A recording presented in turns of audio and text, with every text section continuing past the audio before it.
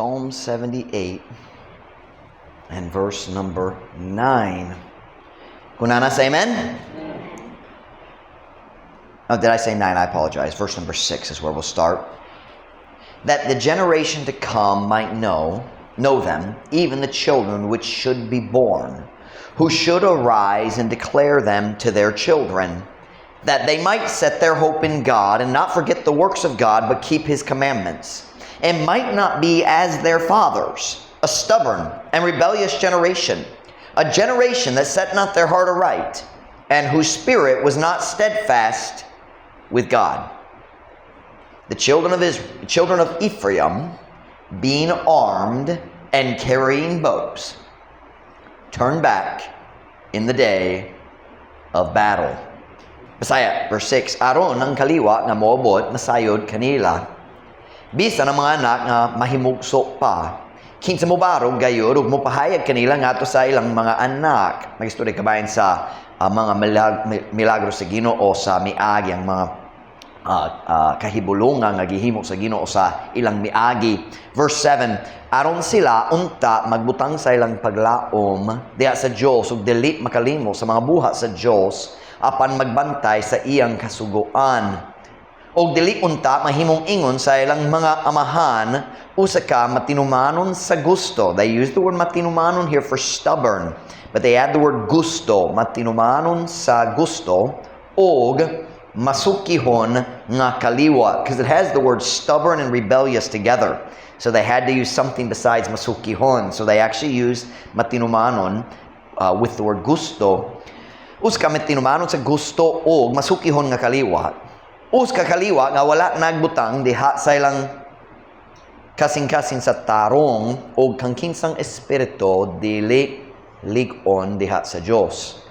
Ang mga anak sa Ephraim ingon nga sinangkapan og hinagiban og nagadala og mga bawogan misibog diha sa adlaw sa guba na daghang medyo lalo nga pulong. Magsuguta sa pulong sinangkapan. Unsay pasabot sinangkapan? It means equipped. Sinangkapan, it comes from the root word sangkap. So sinangkapan meaning nagdala sila sa ilang mga weapons. They were armed is the English word. So basa sa masculine nga basa giarmas or giarmasan. Kanang pasabot dere sa pulong sinangkapan. Giarmasan sila. Nagdala sila sa ilang mga armas. Dayon, sinangkapan o hinagiban. Ang hinagiban, kana maong pulong armas. May mga weapons ang mga galamiton sa guba. Og nagadala og mga bawogan. Unsay bawogan? Bawogan, ang bow and arrow. Kana bawogan misibog. Now kana makalibog kay para nato sibog mao kini sibog. Sige. Pero usahay ang pulong sibog nagpasabot magatras, mag-retreat.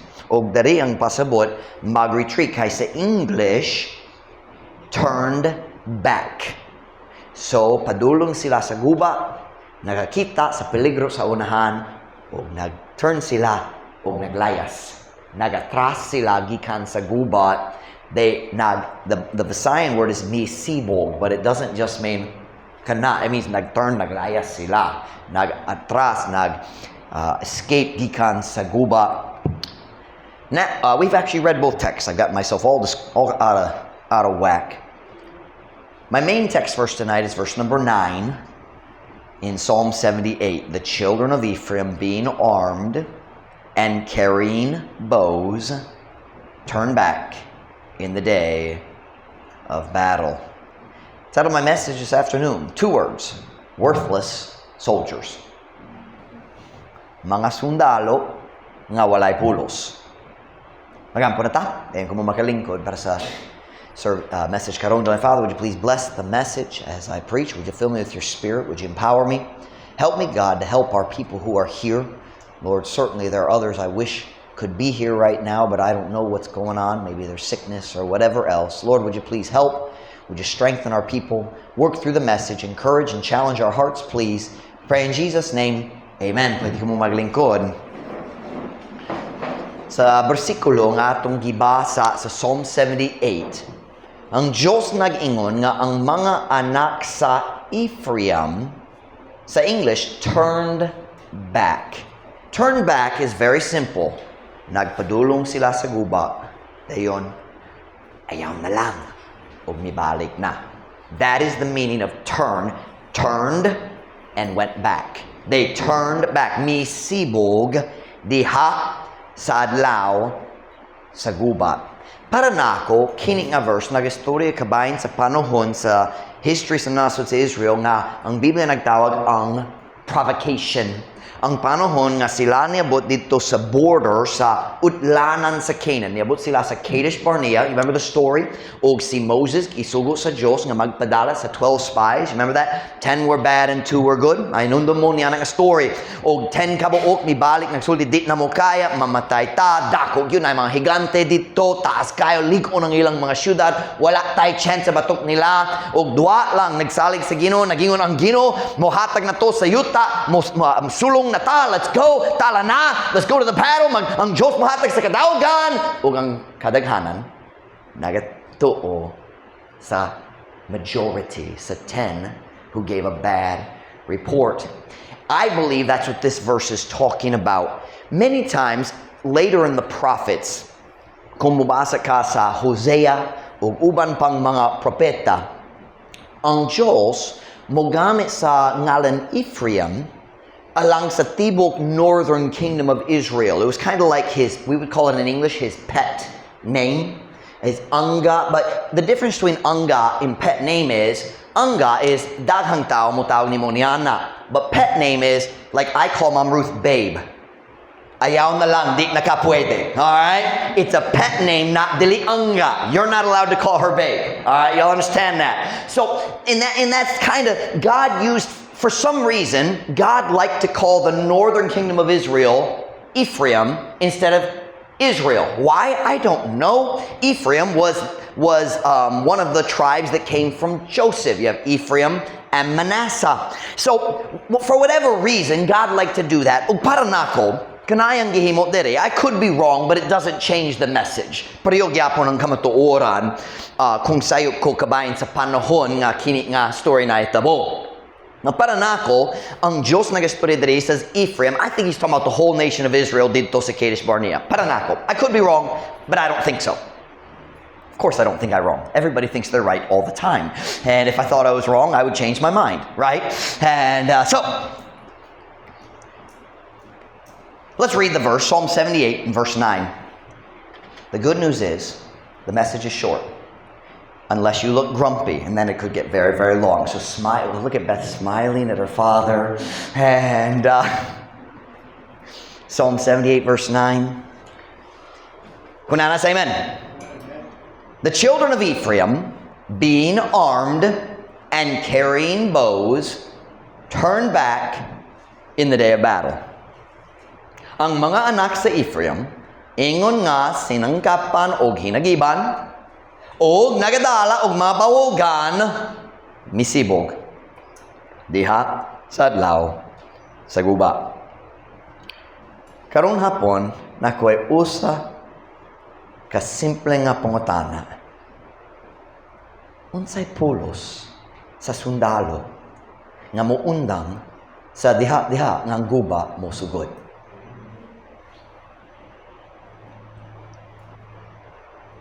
Let me ask the question in a little different way. We could say it this way. What are soldiers for? Para sa unsa ang mga sundalo? Nabay mga sundalo aron tindog-ditog, murag gwapo kayo, nindo ang uniform, naay pusil, kanapang katuyuan sa sundalo? No. Nindot. Pero dali ang katuyuan. What is the purpose? Nga naman ang mga nasod na ay mga army, kasundalohan. Why does the Philippines have an army? Why do we have scout rangers? Unsay katuyuan sa mga sundalo? The answer is so obvious, I really don't have to say it. Nations have armies to fight battles, to defend their country and their people. Ang mga nasod na ay mga kasundaluhan aron makiguba sa mga alang sa safety sa ilang katawhan. Soldiers are trained for battle. That is the whole point. Kana lang ang katuyuan, way lain. Ang tanan kwarta nga gastuhon diya sa pag-train nila, diya sa pagpalit sa ilang equipment, sa ilang uniform, sa tanan nilang gamit, ang kwarta nga gastuhon para sa pagkaon o ang mga barracks sa diin sila magstay, tanan nga nailabot. Ang tanan naiusa lang ka katuyuan. Mag-andam sila sa mga sundalo aron ready na gyud sila na makig-away kung ang guba musugod. That is the reason you have a soldier. So let me ask the question again. Unsay pulos sa uska sundalo nga mulayas diha sa adlaw sa gubat? Kung delikado na, kung makahadlok na, kung lisod na, muundang siya o mulayas. Ang tubag, klaro kayo. Unsay pulos? Wala. A soldier who runs has forsaken the entire purpose of his life.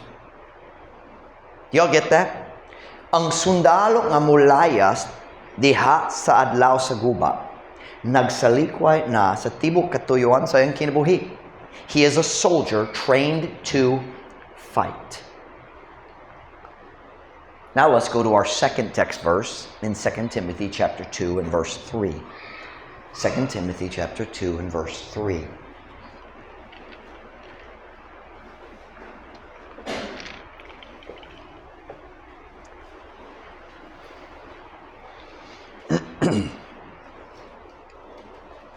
Second Timothy chapter 2 and verse 3. Kung nasa amen? Thou therefore endure hardness as a good soldier of Jesus Christ. Busa, maglahutay ka sa kalisod.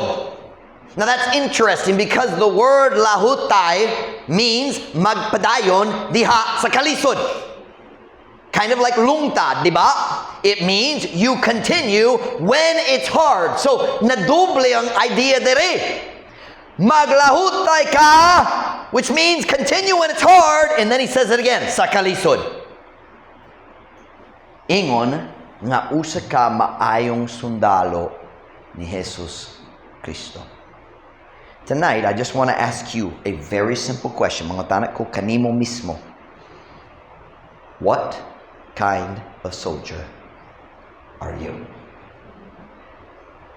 Unsa kang klase sa sundalo? Ikaw ba usa ka mayong sundalo nga makalahutay sa kalisod? Or sama ka sa mga anak sa Ephraim? Maglayas ka diha sa adlaw sa gubat. Kung lisod na, kung dali na lingaw-lingaw, kung ang pamilya makigaway, makiglalis nimo, kung naay prente nga magsulay mo pugong kanimo, kung nasud na, kung ma-discourage ka, kung maluya na, maglahutay ba ka sa kalisod o mulayas ka diha sa adlaw sa gubat?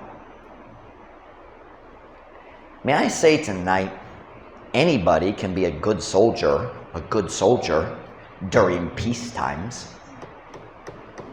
Diya sa panahon sa kalinaw, si Bisang Kinsa kaya sa Bisang Kinsa. Or ni Bisang, how we say, anybody can do it. Anybody can be a soldier when the sun is shining and we're having the parade down the highway in Manila. Nine military parade and everybody marching down this. Anybody can be a soldier on that day.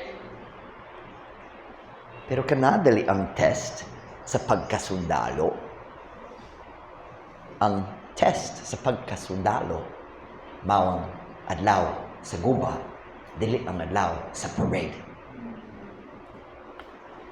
Let me tell you something. Walay tao mugawas dito sa battlefield ug magpapara nimo. Wow, good job, keep shooting! Patayon ka! Diba? Naay dito sa parade, ang mga tao, wow, ang among sundalo, wow, nalipay ko sa among nation. I'm proud to be an American, or I'm proud to be a Filipino. Look at our army. Diha sa gubat, dili sila mo kuyog. Ang mga, come here, Jade. Come here, Mr. Sundalo. When Jade goes off to the battle, did you guys know Jade's going to be a scout ranger? Did you guys know that? Jungle warfare. Kaya nimo?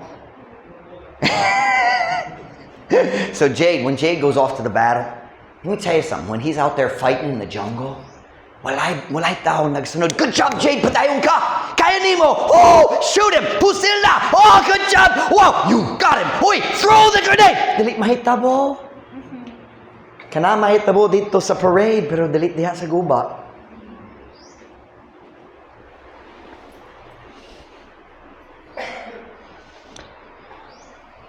Anybody can be a soldier,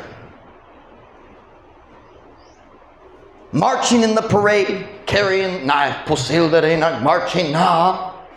Sakto gayod, you know how to hold it, you know how to shine the gun. What's that, magsinaw? Masinaw ang imong pusil. Pero kanadali ang test. Ang test dali ang, is it kasinaw sa imong pusil? Ang test mo gamit ba ka sa pusil diha sa guba? The test is not carrying the weapon. The test is using the weapon when the battle starts. The question is, kung naanay guba, mogamit ba ka sa mga weapons ng Diyos mihatag nimo, or mag-turn ka o molayas kay lasud? Kung mga tao magkatawa nimo kay nagsimba ka sa Baptist Church, kung tao, pastora! Kung barkada, magbinuang nimo, kaya ka mukuyog sa Baptist. The children of Ephraim, being armed and carrying bows, turned back in the day of battle. Ang mga anak sa Ephraim, ingon nga sinangkapan og hinagiban og nagadalog mga bawugan misibog diha sa adlaw sa guba. I want you to notice something very interesting. They had the weapons that they needed. Nabatonan nila ang tanan armas nga gikinahanglan. They were armed. That implies they either had a spear or a sword and probably a shield. And dugang pa, nagdala sila sa mga bawugan. Dali ang tanan sundalo sa Biblia nagdala sa bawugan. Dali silang tanan mga archer. But this particular people he's talking about had bows. Maybe God was talking just about some people in the tribe of Ephraim. I'm not sure. But they had bows. Long distance pud. Na sila tanan armas nga gikinahanglan. Ang problema, nahadlok sila nga mogamit sa armas. Kompleto ang armas. Nakulang ang kaisog. They knew how to look good. Morag hanas kayo sila diya sa mag-march. Kabalo sila sa formation, and they knew how to do all of it. They knew how to hold their weapons while they're marching. They had their bow on their shoulder and their sword. They knew how to look good. Pero diha sa adlaw sa guba, nagliso sila og naglayas. I said it earlier, I'll say it again. The test of a true soldier is not how he looks during the parade. It is what he does in the day of battle. The purpose of a soldier is to fight. May I very kindly point out, there is nothing easy about fighting battles. Dili sayon. Nga naman matingala ta nga lasurang pagpangalagat sa Ginoo. Iyang gitawag kita. Sakto ba? Iyang gitawag kita.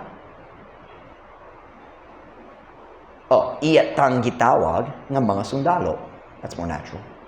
Iyatang gitawag. Why would he call us soldiers if serving God was easy?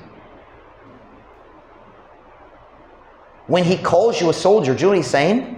It's gonna be hard.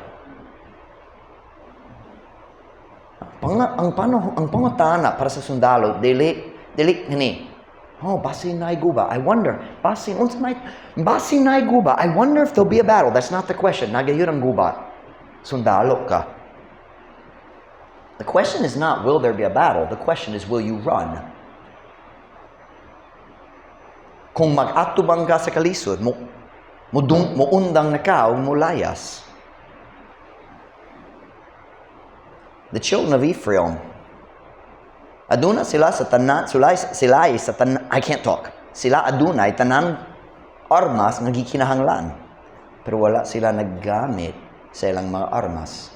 Nga naman, dili sila ganahan makig-away. Dili sila ganahan makiguba. That's hard. So they quit and ran. Now, I have a question. Why would someone join the army kung wa siya'y plano nga makig-away? Pastor Mike, sa diyan nga naluwas ko, wala ko kabalo nga padulong ko sa gubat. Naibalita, gubat na gyud ni. Walay tao na gyud nako. Hey, mas mayo nga nay gubat diri kaysa impyerno human sa kinabuhi diri.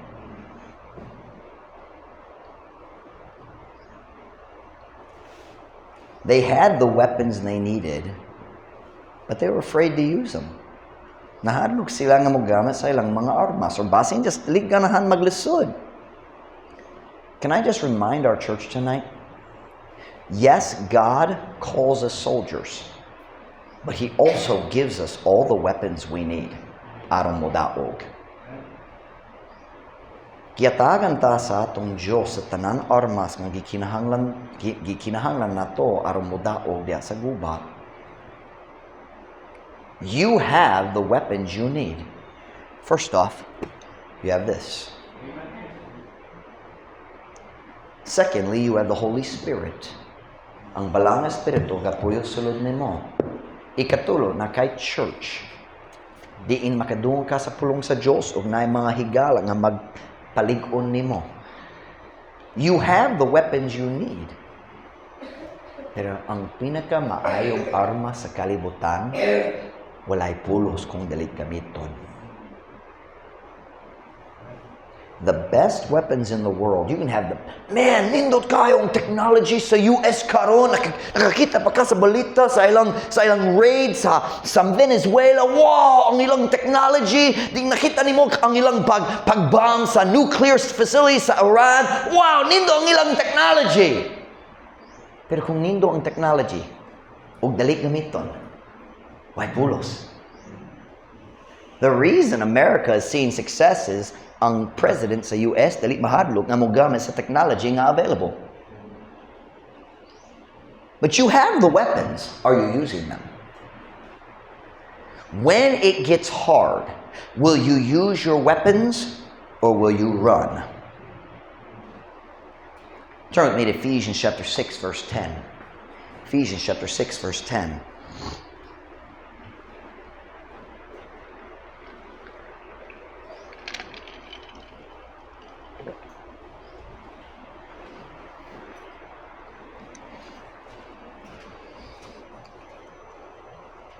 Ephesians chapter 6 verse 10. Diri makita nato ang listahan sa mga armas, espirituhanong armas nga gihatagan ta sa Ginoo.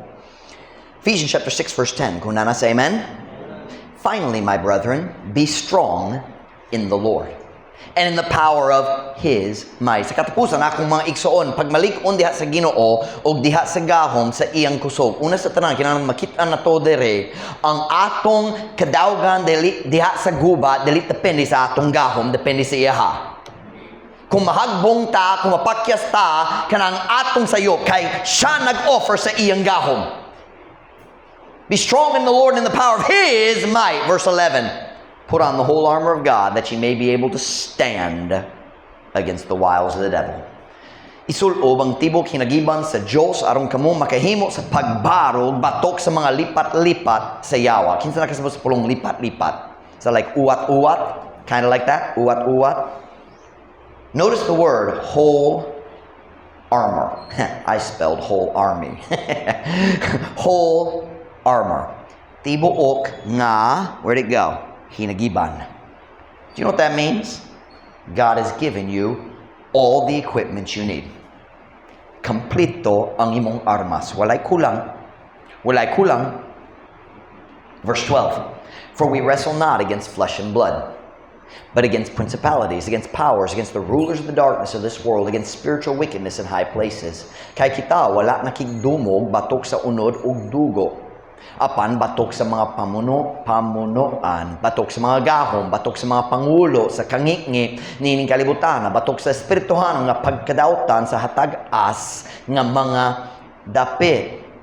What is he saying? Kini nga guba na to, espirituhanon, dali lawas nun. Ang atong kaaway, dali ang tao, ang mga tao, ang atong kaaway, mga yawa o giyang mga demon. It's a spiritual battle.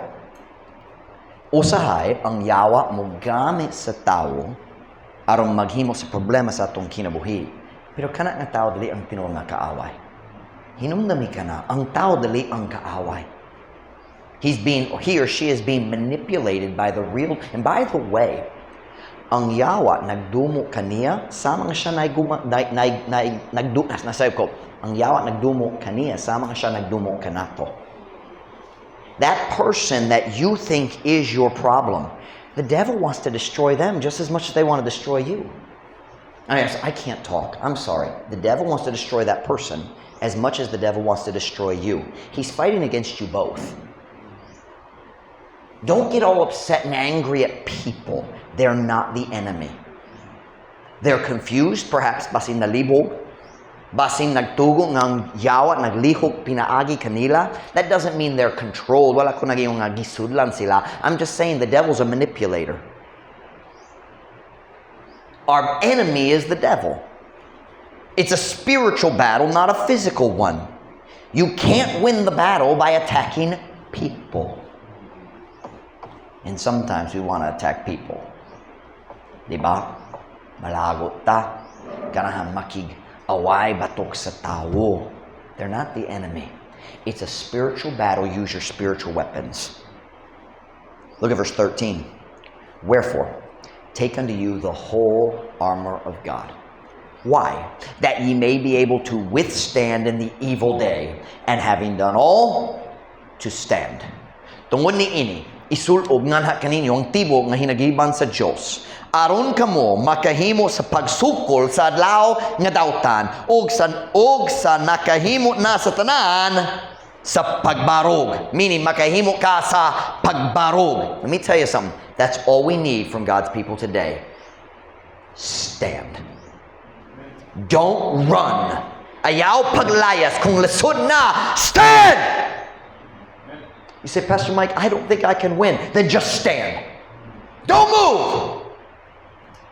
Dili ko matarog Ginoo, dili ko matarog Ginoo sa mas kahoy nga haduo sa tubig, dili ko matarog. Stand! Be a soldier! Don't run. Ayaw paglayas. Undangi ang huno-huna kabahin sa paglayas.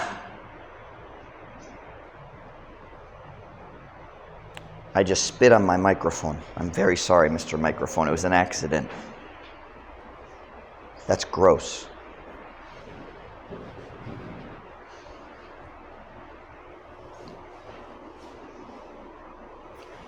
Sometimes, here's what you gotta say. Usay, kinahanglan ka mosulti sa yawa. You go ahead, do what you want. Direra ko. Direra ko. You do your worst, attack with everything you got, but when the battle's over, I'm still going to be here. Verse 14, stand therefore, having your loins girt about with truth, and having on the breastplate of righteousness. Dari nakitaan na to ang listahan, busa, barog, nga ang inyong mga hawak, binaksan uban sa kamatuoran, ug nagasulob sa panalipod sa dughan nga pagkamatarong. What do we see here? We see the loins girt about with truth. What that's talking about is A weapon we don't think of as a weapon. It's the belt. Say, Pastor Mike, a belt is not a weapon. Oh, but it's very important for your weapons. Asa ka mubutang sa imong espada samtang magmarching ka. What does the belt do? The belt holds everything together. Kung wala kay belt, your shirt doesn't stay attached, your pants fall down. You need your belt. And that's what the truth is. Ang kamatuoran maghupot. I don't know what the right word is for that. It holds it together. That's not hupot. It's not kupot. It's not how, I don't know how to say holds together. And Gillette's not here. Holds together. You understand what I mean by that? I don't know how to translate that. Huh?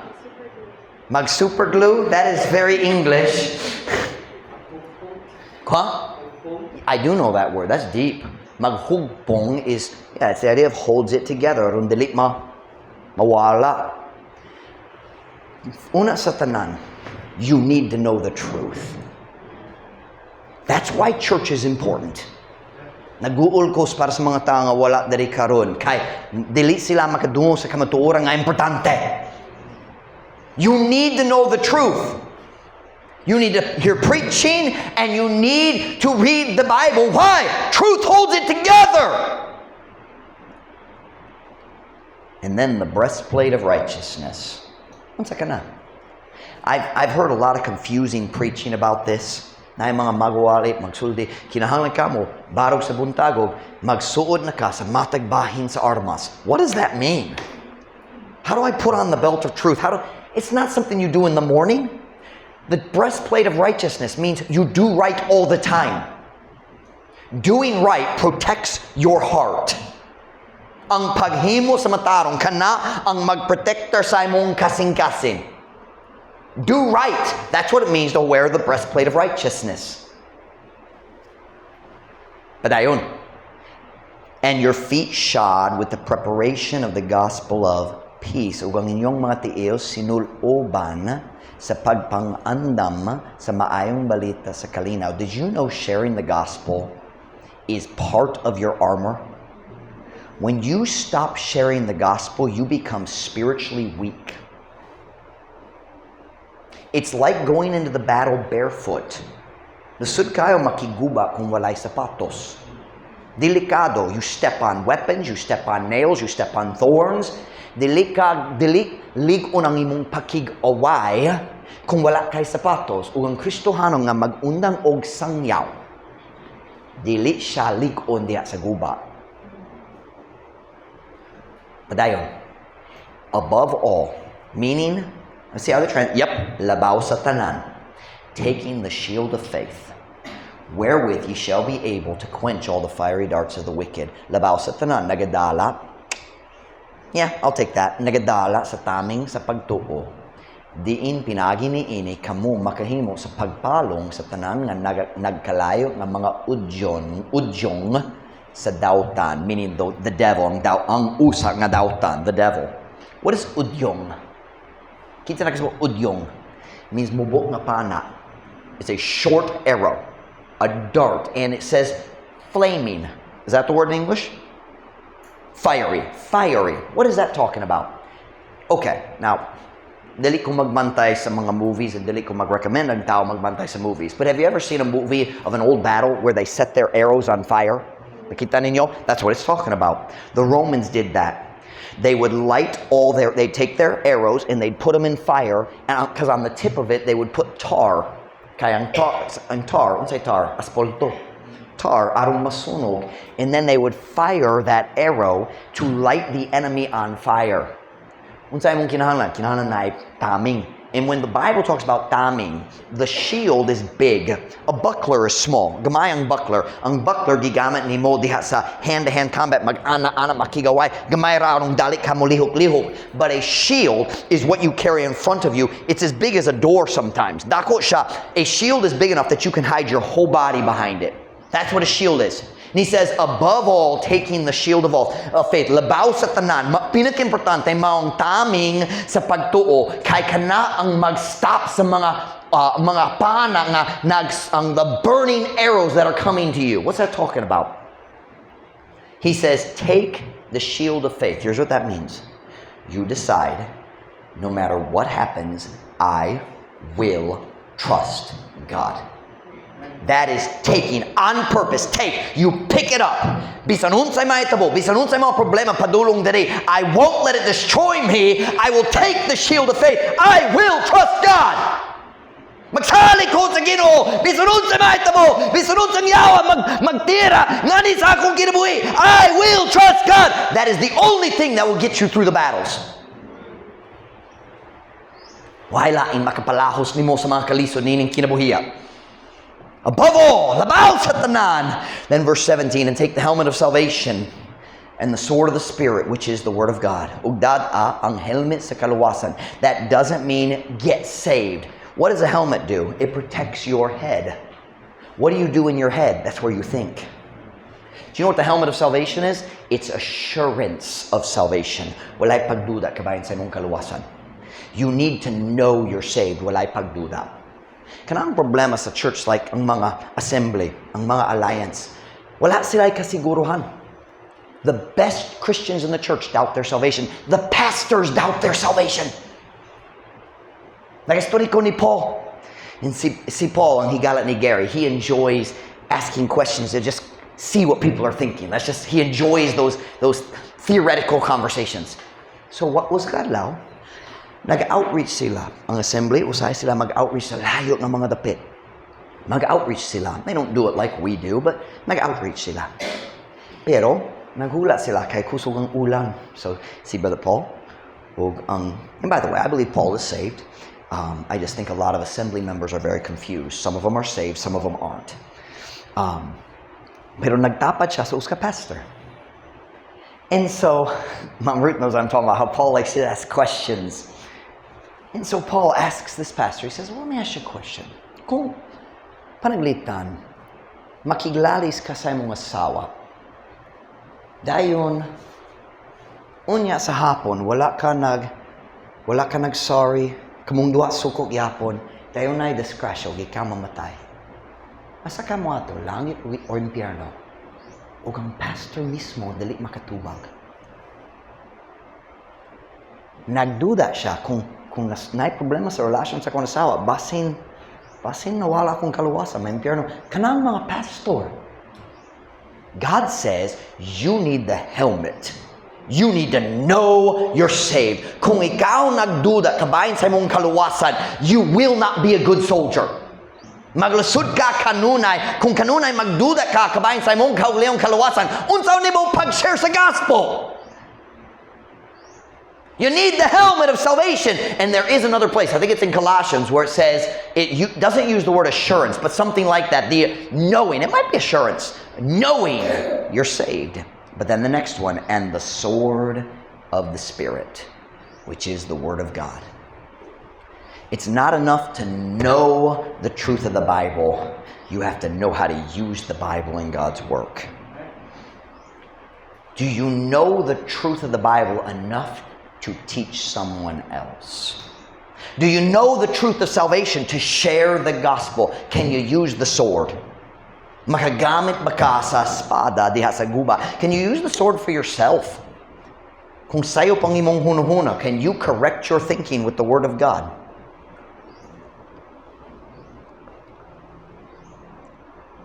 Look at verse 18.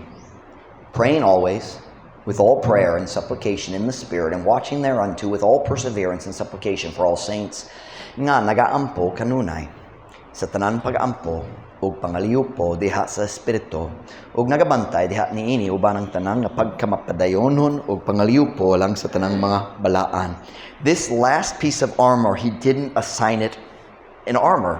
Why? Because at the time of Paul's writing, they didn't have radios, they didn't have cell phones. But if it were in our time, we would call this the radio. The radio of prayer. We can talk to God anytime. Here we see it. God has given us the weapons we need. Ang Diyos mihatag nata kanato sa mga armas nga atong gikinahanglan aron modaog. The question is very simple. Will we use the weapons and stand in the battle? Mogamit ba ta sa mga armas o magbarog? AJ Lakir, o magbarog ta Magbarog bata diha sa adlaw sa gubat. Anybody can serve God when it's easy. Si bisan kinsa magalagad sa Dios diha sa adlaw nga nindo ang tanan. Pero unsay mong buhaton diha sa gubat? The purpose of a soldier is fighting the battle. Let me tell you what we need today. We need Christians who will just stand. Dilita kinahanglan sa mga talawang nga mulayas matag panahon nga ang kalisod mo dangan. Stand. Stand.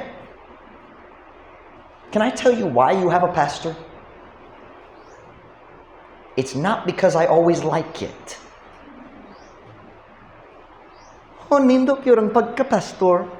Makawalay ko kabayan sa salat sa akong mga membro. Walay tao magwalay kabayan sa kuha. Nindot yun. Let me tell you why you have a pastor. Because I'm not running. Di ko maglayas. Yawa magsulay mo, tang-tang na ko dere, gikan dere. I'm not running. Somebody else can run. Dere rako. Di gyud ko mo balik dito. Dere rako. Uban sa akong Ginoo. Why don't you just decide I'm going to stand? I'm going to be a good soldier. Say, Pastor Mike, di na ko kaya. Get the weapons out and use them. Read your Bible. Memorize Scripture. Pray. Pagampo. Say, Pastor Mike, I can't pray. Oh, I understand that feeling. Pray anyway. Let me tell you something. Thursday, I couldn't pray. But I did. It wasn't very spiritual prayer, but I prayed. And it's funny. Thursday was a horrible, horrible day. But I kept on, I didn't know how to pray. Wala ko kabaloon sa mayo nga pagampo. Kay I was so upset about so many things. Kaya ang yawa nagpatong-patong sa tanan. Si Gary na atake. Dayon ng bad news kabayan sa multa. O just daghang. He said, Pastor Mike, what did you pray? I prayed while I was driving. I said, God, I need help. I don't even know how to pray. Kinahanglan ko sa tabang. Kanara! Lord, come on, we need help. Gary needs help. I need help. My family needs help. Our church needs help. It's funny. God gave me little things throughout the day, just little answers. He did not immediately fix the problems, but He gave me little things. I didn't even tell Jomar this. Jomar was helping me. Nagsulag, was that Thursday? Thursday, di ba? Nagtabang sa mga cars, sa mga car o jeepney. Yeah, because we got the ticket on Tuesday, right? So Thursday, nagsulay ko mag-ayot sa mga siga nga nadaot sa akong car o jeepney kay di na ko kaya ng 5,000 pesos pagusan. And so nag-ayot mi sa siga. But naggikan ko sa Dapolog, niadto ko sa opisina sa attorney aron mag-request sa court order aron si Gary makapacheck up. Naggikan ko sa Dapolog, nag-drive ko sa jeepney, si Jomar na dito sa shop uban na nagbantay siya sa car. Pero abi na ko, nibalik na siya sa church. I thought kasi ang gisulti na ko na finish na. So sa akong hunahuna wala na siya dito sa shop. And so nag-drive ko, padulong nagplano ko mo kuha ni Jomar gikan sa church. Dayon kaming duha muadto sa balay, mukuha sa kong motor, magsakay mi sa motor, balik sa shop. I leave the jeepney at the house, we get the car, we drive the car back because ako lang makadrive sa car. Ako si Ma'am Ruth. So nagplano, maghimok sa akong plano. But I didn't know Jomar had decided to wait for me. So samtang nag-drive ko, sa kalit lang ang idea midanga sa akong hunahuna, I could save time. Mag-message ko ni Jomar, mangayo ko siya mobiya sa church, mulakaw nga to sa Yamaha, aron dali ko kinahanglan mo sulod, mo tagbo lang mi, o magpadayon diretso sa balay. And so I decided I'm going to message Jomar. And at that moment, I pulled over. I did not even know I was in front of the mechanic shop. I pulled over to message Jomar, and I looked up, and there's Jomar sitting there waiting for me. You see, God answers prayers in little ways. When you feel like you can't pray, pray anyway. Ampo gyapon. Oh, di na ko kayang pagapon. Then here's the best prayer. Lord, I feel like I can't pray. Please help me. Use your weapons. Gamit ang mga weapons. And stand. Barog na lang. Dili ko matarog Ginoo. Dili ko matarog Ginoo. Samas kahoy nga duol sa tubig. Dili ko matarog. Tugon na mga ulo, pero mata.